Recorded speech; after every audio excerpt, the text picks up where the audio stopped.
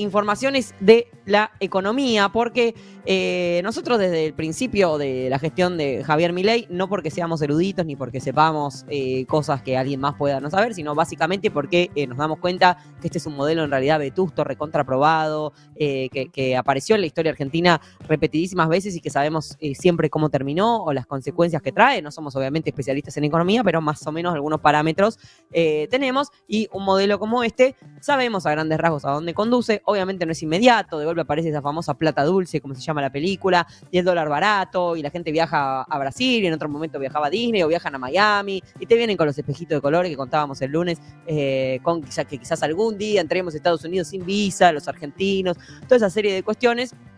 Pero ahora empieza a verse bastante rápido, la verdad, la contracara, ¿sí?, de ese modelo de dólar barato, de apertura de importaciones, de destrucción de la producción nacional. Cada vez que el gobierno se jacta de los números de crecimiento económico, obviamente, ¿quién no va a querer que crezca el PBI, ¿no?, y que haya un crecimiento en la Argentina? Por supuesto que desde acá también lo queremos y lo impulsamos. Siempre está bien recordar que es un crecimiento respecto a la debacle que fue el año pasado, ¿no? Cuando vemos crecimientos interanuales, es a partir de un punto muy, muy bajo, sí que se demuestra un crecimiento. A veces hay números, creo que el último número intermensual dio positivo de todas formas respecto al mes anterior, lo celebramos, pero sí vemos que el crecimiento económico remite o es repercusión de las áreas más primarizadas de la economía, ¿sí?, de la minería, del agro y demás. Es bienvenido ese crecimiento económico, pero no necesariamente trae un desarrollo para la sociedad. Ese crecimiento económico, si uno jamás se reparte, se bajan los impuestos a los más ricos, mientras que se destruyen, como estamos viendo y como veíamos hace un instante, las jubilaciones, la salud pública, la educación pública, el ingreso de los trabajadores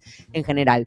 No alcanza solamente con un crecimiento de la economía primarizante y nada más. Y ahora, como les decía, se empieza a ver la contracara de ese modelo económico y sobre todo financiero en la economía real, en los puestos de trabajo, en la forma en la que nos ganamos la vida los argentinos, en la que producimos riqueza y sobre todo en la que sostenemos nuestra vida día a día y reproducimos nuestra vida. Bueno, el puntapié para la noticia de hoy, que es lo que más circuló hoy, es que el grupo DAS, que produce en Argentina para Adidas, Nike, Umbro y se dice ASICS o ASICS, nunca me compré unas zapatillas de esas, redujo 40% su plantel en El Dorado, Misiones, 40%, ¿sí? 40%. De su planta de trabajadores por precisamente la crisis del calzado, que es consecuencia directa de la apertura de importaciones, sea de que ese calzado ya viene terminado de afuera o que entra la competencia de otras marcas, todo esto de Shein, que está tan de moda, que compré en Shein, que traje de Shein, etcétera. Shein, le podríamos decir. La producción bajo este número es completamente impactante. Desde la apertura de importaciones, la producción de esta empresa, del grupo DAS, bajó de 22.000 pares de zapatillas diarios a 9.000. ¿Se entiende? Esto es un número concreto que refleja las consecuencias de, como les digo, un modelo de apertura de importaciones y de tipo de cambio, barato, frenado y demás. De 22.000 pares por día a 9.000. La planta del grupo DAS en El Dorado emplea a 470 operarios, pero a partir de agosto va a reducir el número a 300. Hace poco más de un año tenía 600 operarios, ¿entiende? Bajó de 600 a 470, está haciendo suspensiones, vacaciones adelantadas y demás, y ahora lo llevaría a 300, lo que significa que en el lapso total la dotación de personal se redujo a la mitad. Así es como si esto lo extrapolás a cantidad de empresas que emplean mano de obra argentina, bueno, así es como va bajando la tasa de empleo y sobre todo de empleo formal, de empleo industrial, de empleo en las mejores condiciones deseables. Después, quizás eso no se traduce linealmente en una suba de la tasa de desempleo porque uno se pone un emprendimiento, otro hace Rappi, otro hace Uber, otro intenta tradear con alguna indemnización que le hayan dado o lo que fuera. Pero, como les digo, es un caso ejemplo en el que se ven linealmente las consecuencias casi inmediatas de la apertura de importaciones y de un tipo de cambio pisado. Lo mismo entran, por ejemplo, los suéteres de Shein. Decíamos recién, suéteres es algo muy de Shein, me da la sensación. A mí solo me aparece la publicidad en Instagram, una campaña recontra agresiva de Shein. No hay día que no me aparezca 5 veces pasando stories, comprar en Shein, bajate la app, comprar en Shein. Bueno, Mauro Sergio, histórico productor de suéteres en Mar del Plata, que es la capital nacional de suéter. O sea, si la capital nacional de suéter, la principal productora de suéteres, está en la B, es que estamos como país en la B, ¿no? Que el modelo está resquebrajando. Bueno, Mauro Sergio reportó que sus ventas bajaron 20%, despidió ya a 150 trabajadores. ¿Ven lo que le digo? 300 acá, 150 allá. Así en cada eslabón de la cadena productiva argentina. Es literalmente cambiar el trabajo argentino por trabajo chino, ¿sí? Ese valor agregado que hace el trabajo sobre las materias primas, gracias a la maquinaria, esto es literal porque es industrial, ¿sí? Ese valor agregado que hace el trabajo argentino se cambia por el valor agregado que hizo el trabajo chino en el caso de Shein. Y es fatídico para la estructura productiva y social, el tejido social de la Argentina. Desde que asumió Milei, de hecho, se perdieron 183.000 puestos de trabajo formal. Bien sabemos que si en un año y medio se perdieron 183.000, no es en el mismo lapso que se producen o se generan de nuevo 183.000 puestos de trabajo. Sí, toma muchísimo más tiempo generar puestos de trabajo que destruirlos. 10.000 de esos puestos de trabajo que se perdieron fueron en la industria de la indumentaria y el calzado solo en este año. O sea, este año, indumentaria y calzado perdieron 10.000 puestos de trabajo formales. Obviamente que siempre está el histórico cuestionamiento de cómo nos cogían con los precios de la ropa, lo cara que es la ropa en Argentina, que ya era más cara que afuera desde antes. Eso es un drama. La resolución, en mi opinión de zurda, empobrecedora, colectivista, medio cuca, medio trosca, la salida no es, bueno, ahora los destruimos. Porque si bien se contrapone el interés del consumidor con el interés del trabajador, para mí es más importante el interés del trabajador. A cualquier costo no, pero si vos te postulás para gobernar un país y resolverle los problemas a la gente, tenés que tener alguna idea de cómo resolverlo, porque abrir las importaciones es facilísimo. Lo mismo que bajar la inflación destruyendo completamente la actividad económica, facilísimo. El tema era que vos te postulabas para hacerlo sin que nos quedemos todos en la lona, ¿sí? Bueno, ese es el gran fracaso en realidad. Tener logros, yo celebro obviamente la baja inflación, lo digo siempre, tener logros muy deseados, muy demandados por la sociedad, pero a un costo que no da la pauta de una pericia de gobierno, ¿sí? Y de gestión. Por otro lado, la semana pasada llegaba también la noticia de la suspensión de 500 trabajadores en Asindar, que es la segunda productora nacional de acero. Ahí está un poco del fenómeno anterior, entre apertura de importaciones, ya no sé si nos está importando acero en gran escala, no estoy segura, no tengo el dato, pero sumado también al freno de la obra pública. ¿Quién va a comprar el acero si no se realiza obra pública? Entonces ves el drama de que veníamos hablando las últimas semanas, de por ejemplo los accidentes en las rutas, el campo y otras industrias que dicen, loco, pues escúchame, yo después necesito trasladar la producción. Necesito tener rutas, caminos, infraestructura, tendido de luz, de internet, de distintas cuestiones.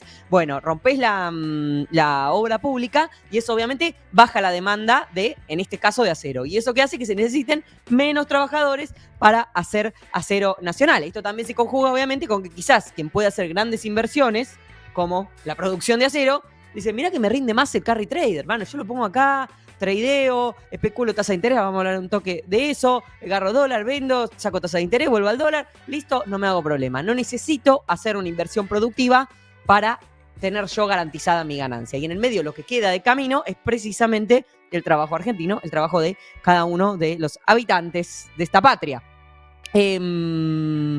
Y también la pregunta que se abre para mí con todo esto, bueno, tampoco una luminaria, ¿no? ¿Qué pasa? ¿Cómo se recupera el salario? ¿En qué momento se recuperaría el salario?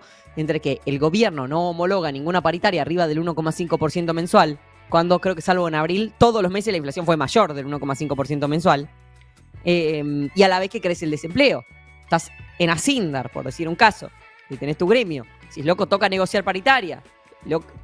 Bueno, mirá que hay 500 que ya se quedaron afuera, ¿eh? Fíjate cómo vas a negociar, porque hay 500 que ya se fueron, más otros que están en la cola esperando. El famoso ejército literalmente industrial de reserva, en este caso. Están esperando, ¿estás seguro que querés hinchar tanto los huevos? Entonces, nunca se va a recomponer el salario. Ahí, esto con lo que yo machaco siempre, que si bien es algo para celebrar la baja de inflación, una estabilización en el índice de precios y demás, esa estabilización no se hizo sin el necesario periodo de diciembre a febrero-marzo de 2023-24, en el que se hizo la mega devaluación, la inflación se disparó por las nubes, hubo como 50% de inflación en 2 o 3 meses, y ahí es donde se generó ese gran saqueo al poder adquisitivo del salario, al ingreso de los trabajadores, sean los jubilados, sean los asalariados y demás. Ahí saqueaste eso, y a partir de todo ese traslado de ingreso de los trabajadores a los traderos, a las clases propietarias, a quien sea, los que están en Brasil y en Miami, no lo sé. A partir de ese traslado de ingreso de unos a otros, ahí sí dijiste, ahora sí congelamos la imagen y acá frenamos la inflación y somos Gardel. Bueno hubiera sido que se frenara antes con la estructura de ingreso que había en 2023, que ideal no era. Sabemos que ideal no era, pero evidentemente era mejor que esta, porque dependiendo si es trabajo formal o informal, privado o en el Estado, la mayoría de los trabajadores perdieron capacidad de consumo, perdieron ingresos, salvo grupos muy, muy pequeños. Y en paralelo, precisamente, están los espejitos de colores, de que en realidad tu ingreso depende solo de vos, la famosa meritocracia, que si vos invertís bien, que si haces buen marketineo, que si te esforzás bien, que si encontrás necesidad o que si pedaleás suficiente, como aquel capítulo de Black Mirror, el 2, aquel capítulo en el que los tipos se levantaban, pedaleaban todo el día para producir energía, vaya a saber para qué, y con eso les daban punto, y con eso tenían el dentífrico, tenían un paisaje lindo para ver en un LED a la noche, tenían para morfar. Bueno, es eso. Es eso ahora en la vida real. Bueno, pareciera que es tu responsabilidad. Pero esta semana, precisamente como contracara de esta lógica de trabajos industrializados, formales de la economía real que empiezan a perderse, se llenaron las redes. No sé por qué se llenaron tanto, o es que determinados medios decidieron empezar a levantar esos testimonios, pero empezó a aparecer una cantidad de testimonios de personas que cuentan que no venden nada, o que tienen que directamente cerrar sus emprendimientos. Porque lo mismo, la base es ser Rappi, por ejemplo. Decís, yo pedaleo, es mi problema, yo me gano la plata. Y de golpe el laburante que compraba, que pedía delivery 2 noches por semana, empieza a pedir una o ninguna. Porque no le alcanza la guita o porque se quedó sin laburo también. Entonces, por más que vos pedalees, no vas a tener el ingreso que quizás tenías con una actividad económica un poco más robusta. Desde eso, que es la simple bicicleta, hasta me puse un emprendimiento que importo ropa porque está barata, importo y la vendo por tienda nube, o hago estas fundas de celular, que hubo un caso emblemático hace poco tiempo. Hago estas fundas de celular y las vendo, o lo que sea que emprendas. Bueno, empezó a encontrar trabas porque precisamente no hay quien compre, amigos, porque no queda ingreso disponible después de pagar el costo de lo básico que cuesta vivir. Hay un posteo de El Destape que raconta muchos de estos casos, no todos los que aparecen en las redes, pero muchos. Tenemos para ir ponchando un par ahí, Manu, vamos así para dar cuenta de esto que está sucediendo. No se está vendiendo nada. Nada. Y la que te diga lo contrario te está mintiendo, te está volaseando. El siguiente, a ver. Oficialmente el kiosco está cerrado, bajamos la persiana, no aguantamos hasta fin de mes, ya está, etapa terminada. Y les vengo a decir un poquito cómo me siento al respecto. Yo sé que la situación está difícil, yo sé que no hay ventas, yo sé, pero a veces cuesta no tomártelo personal, a veces cuesta no ponerte a pensar qué hice mal, en qué fallé, era yo. Bueno, eso, ¿viste? Decir, no es el sistema, sino yo que lo hice mal. Les cuento que abrimos hace 1 año y medio, era el mes número 18. Pero bueno, la realidad es que la situación está muy difícil, las cosas están subiendo cada vez más, alquiler, impuestos y demás. Pero si no había inflación. Y fue una decisión que veníamos procesando hace un tiempo, porque la realidad es que el local no estaba pasando por su mejor momento. Y después de mucho pensarlo y repetir. Me estoy por fundir. Posta no sé qué más hacer. Últimamente me vienen saliendo varios videos de emprendedoras y emprendedores que facturan una banda, facturan a pleno. Y la verdad que yo ya no sé qué mierda, literalmente no sé qué mierda hacer. Posta lo admiro, no me estoy quejando de que... Bueno, ya no sé qué está hacer. pasando lo que pensamos que no iba a pasar. No se está vendiendo nada. Digo pensamos porque pensé que no me iba a tocar tan así, pero realmente ya es preocupante. Lo que igual más me preocupa de todo esto es que la gente ni siquiera viene al local. Yo ya no sé si eso es un tema mío, de local o de qué. La duda. Sé que ¿Queda alguna mano para ver? igual que yo, que no estamos vendiendo. No se está vendiendo nada. Este ya lo vimos. Nada. Y ven que está encima esa lógica de yo lo estoy haciendo mal. Soy yo que no sé, los demás pueden, yo no me sale. No estoy vendiendo bien. Bueno, no hay plata, le suena exactamente, no hay plata. Como dice Chip acá. Está muy complicado el orden de lo real, ¿sí? De la supervivencia material, no del que traidea. Los que traidean son 5 tipos. Ustedes saben cómo tradear. Yo no tengo la menor idea cómo tradear, viejo. Con suerte sé hacer un plazo fijo, con suerte sé que Mercado Libre te pone unos mangos y dejas la plata ahí. Y es incluso injusto que además de ganarnos la vida el día entero, tengamos que ser expertos en finanzas, en tasas de interés, en compra-venta de bonos, en una serie de cosas. Porque ya es bastante con ganarte la vida cada día, con llegar al final del día, con sostener tu existencia material y la de quizás algún familiar que dependa de vos, sea un viejo, sea una criatura. Bueno, de todas formas está siempre esa cosa, yo lo hice mal, yo no me esforcé suficiente, yo no supe cómo hacer. Se genera la idea de que vos que te gastaste todo lo que tenías, sea una indemnización, tu ahorro, tu herencia, lo que sea, en un emprendimiento como en su momento fueron los parripollos, los videoclubs o las canchas de pádel, lo hiciste mal y solamente tuviste mala suerte o estás engualichado. Había una, no en este posteo, pero había una piba que está diciendo, yo no sé si tengo un gualicho. Bueno, que era mate de golpe, no sé si tengo un gualicho. Pero no, amigos, es un modelo económico. Esto es un modelo económico que prescinde del trabajo de los argentinos, salvo algunos trabajos tremendamente precarizados que todavía se sustentan, que todavía existen, toda la primarización de la economía, de pedalear el día entero, no mucho más, no nos necesitan más, no sé si se entiende, no nos necesitan más, y ahí está la falacia total de la meritocracia, porque en este contexto, por más que vos seas el mejor, que tengas todos los honores académicos, que seas el que más temprano se levanta y el que más tarde se va a dormir, el que labura el día entero, el que tuvo la mejor idea, lo más probable es que igual no funcione, ¿sí? Es más, es afuera, es supra, no es vos. Es la estructura, ¿sí? Los méritos sirven, yo soy re meritocrática en el fondo, los méritos sirven si vos tenés un contexto en el cual precisamente los puedas realizar, los puedas efectivizar, que ese esfuerzo sea pagado. Bueno, eso no está pasando ahora, ¿Hay una alternativa y una propuesta? No la hay, chicos, no la hay. El trauma de lo que pasó hasta 2023 está todos, todos lo tenemos presente. Yo veo un número de inflación elevado y digo, no, ¿de qué mierda me voy a disfrazar? Y al que no le importa eso es porque nunca fue asalariado o porque nunca pagó un salario. Si vos hiciste alguna de esas dos cosas, salvo que seas una mega empresa que paga, que tiene un montón de guita y bicicletea con la inflación y gana plata con la inflación, si sos una pyme o si sos un asalariado, te liquida la inflación.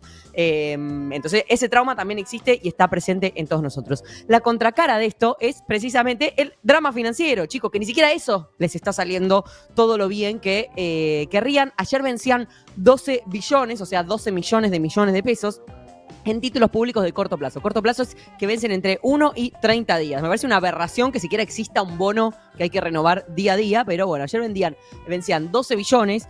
Esta bola, la famosa bola, que suministra la bola del ELIX y después la bola del EVAX y que pasamos la deuda del Banco Central al Tesoro y que esto que el otro, toda esa bola no es estrictamente responsabilidad de Javier Milei. Eso sí es una herencia. Quizás responsabilidad de Toto Caputo sí sea, Quizás es una herencia de la herencia. Eso sí, Toto Caputo me da no tengo las fechas exactas, pero me parece que ya estaba un poco involucrado con ese tema. Ya puso a andar esa rueda. Pero sí es cierto que toda esa bola de bonos y de dinero circulante de emisión anterior y los bancos, todo eso sí, Milei lo agarró y ya estaba andando. Y era un descalabro total, obviamente. Eso es así. Ahora, en el medio, bueno, ¿qué política tenés para gestionar eso? Bueno, ayer vencían 12 billones, como les digo, de títulos de corto plazo. ¿Y qué pasa? Si vos tenés bonos comprados por los bancos y de golpe dicen no los renuevo, ¿qué pasa con esa plata? Se va, bueno, a liquidez, se llamaría dinero, cash, taca, ¿sí? Se va al mercado, se va afuera. O al dólar, ¿sí? O genera más dinero circulante y por lo tanto más demanda y por lo tanto puede subir la inflación, o se va al dólar, que genera un aumento de los costos, la especulación, el trauma, todo, y todo el mundo sube los precios y te genera inflación, que es precisamente el gran logro. Entonces, el plan del gobierno es mantener el dólar frenado a toda costa. ¿Para qué? Para dos cosas. Por un lado, por la consecuencia que tiene en la inflación una suba del dólar, y cosa que es mala para todos nosotros. O sea, acá nadie está arengando una devaluación como algo deseable, para nada. Se va para ahí, o porque también un dólar que se descalabre, que se salga de control, arruina la lógica del carry trade, que es precisamente en lo que se sustenta la gestión de Caputo. Entonces, ayer, yo esto, ¿saben qué cuesta entenderlo? Le he metido corazón, cerebro, transpiración a entender esto.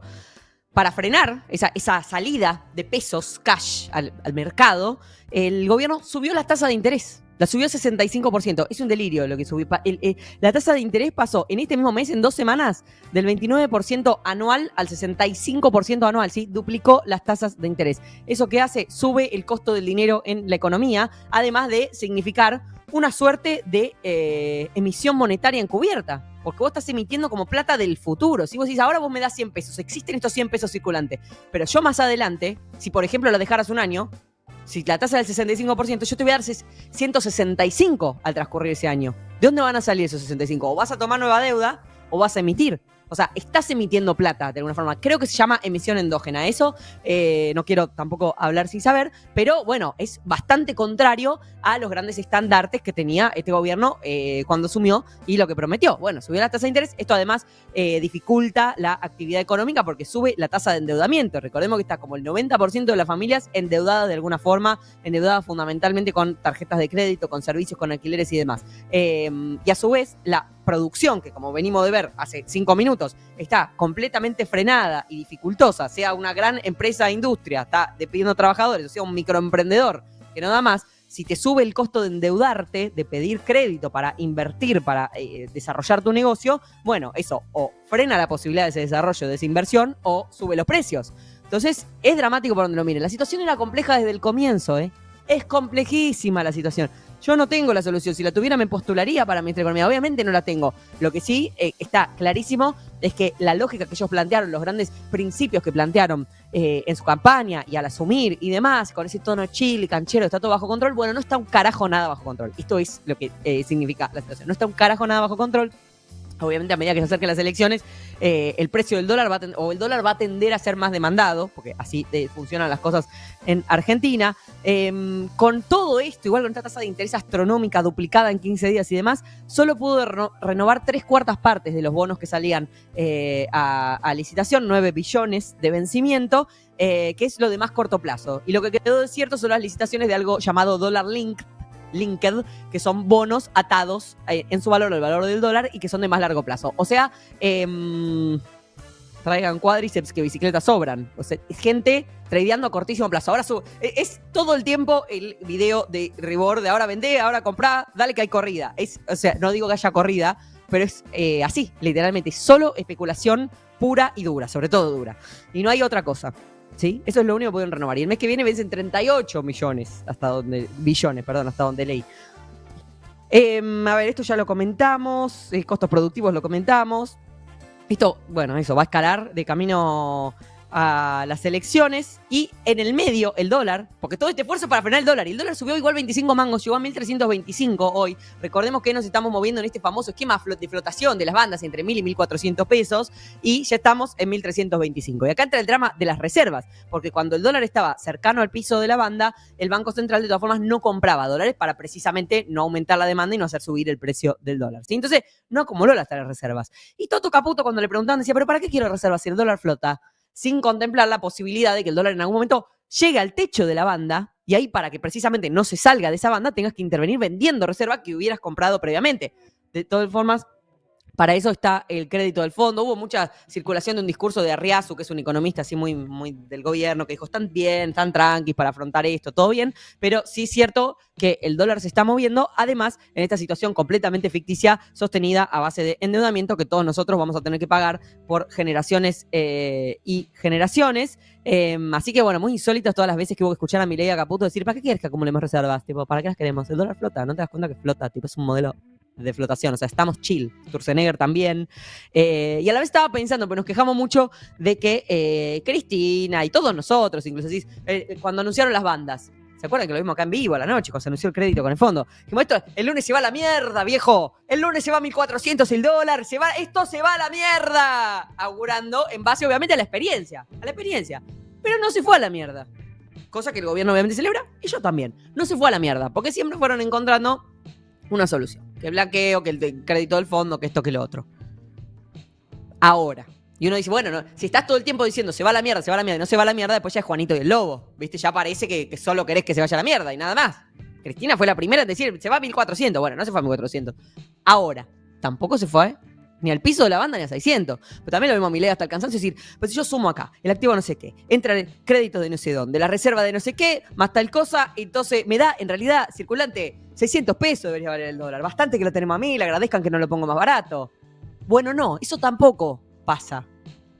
Eso tampoco pasa. Esos augurios del dólar a 1.000 pesos tampoco pasa. Tenía un fragmento que está vinculado a esto un poco, pero tampoco tanto, pero un poco sí. Hoy escuché mucho radio con vos, ¿para qué mentir? Tenenbaum es fanático de Christian Butler, que Cuca no es para nada, es un economista liberal, pero hace pocos días, cuando empezaron precisamente los factores de la economía a volverse locos, Sturzenegger, también todo chill, tranquilo, relajado, el coloso, dijo que esto es el riesgo Cuca, no es riesgo país, es riesgo Cuca, es el riesgo de que vuelvan los Cucas. Y acá, un liberal, súper liberal de las libertades, decía algo muy importante. El riesgo Cuca, que dijo Sturzenegger, ¿cuál es? ¿A que vuelva el gobierno anterior? Bueno, está bajito el volumen para mí, Manu. ¿Y por qué podría volver el gobierno anterior? Porque a vos te va mal. ¿Y por qué a vos te podría mal? Porque el plan económico no funciona. Bueno, en realidad cuando yo termino de hacer todo ese diagrama veo que el riesgo no es riesgo Cuca, es el riesgo que a vos te vaya mal, y si dudan que a vos te puede ir mal, es porque realmente hay algo en el plan actual que no cierra. O sea, cuando yo termino de dar toda la vuelta a ese diagrama, veo que el problema sigue siendo que hay algo en el programa económico que al mercado no le está cerrando, no le está gustando, y por eso tenés los valores que tenés. Goberná mejor, le está diciendo. Si no querés que haya riesgo Cuca, goberná bien y no van a volver los Cucas. Lo dicho, ¿qué más quisiéramos votar? Una lógica que funcione, loco. Que funcione para los trabajadores.